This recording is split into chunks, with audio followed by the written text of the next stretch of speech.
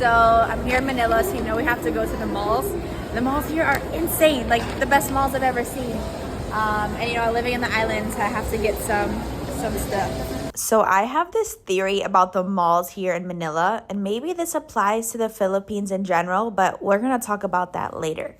So obviously I'm here in Manila, and I'm actually so excited to explore the city because I lived in Siargao Island for the past 3 years. So I have been an island girl. And I absolutely loved it, hence why I never really came to Manila that much, and actually I really dreaded coming here and couldn't wait to get back to Siargao.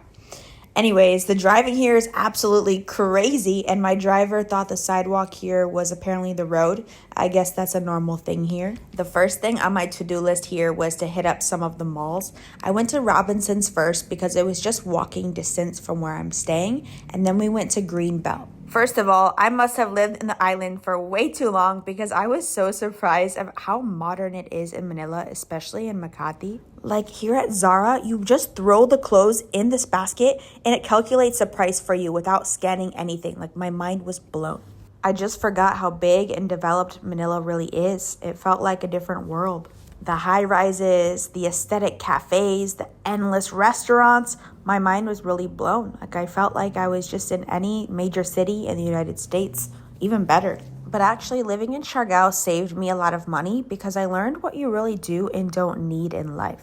I was easily living without malls. I could wear the same thing every day and not be judged. You could have holes in your shirt, stain in your pants, and it's more than normal. I feel like I really learned why buy something if you don't need it, or you don't throw away something until it's literally useless. So that's honestly one of the reasons why I didn't really want to come to Manila, because I do feel like the standards of what it's like in the States sometimes is still present here. But I definitely changed my opinion after being in the island for a little bit too long. I definitely want a little bit more of a balance of both lives. Because honestly, I was so obsessed with Siargao the first year I was living there. Anytime I left for a few days, I was dying to go back. The amount of pleasant experiences I had there, the things I learned, I swear I could fill up a whole book.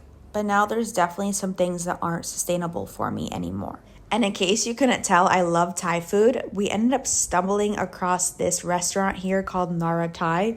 Oh my gosh, like highly recommend. It's my favorite restaurant in Manila. So back to my theory about the malls here in the Philippines. I think most people just come here for the air conditioning and the vibes because look at everybody. Go back to the beginning of the video also. Nobody is carrying a shopping bag. And I looked it up and there's over 1,000 malls in Manila. So it's just the thing to do to go to the malls.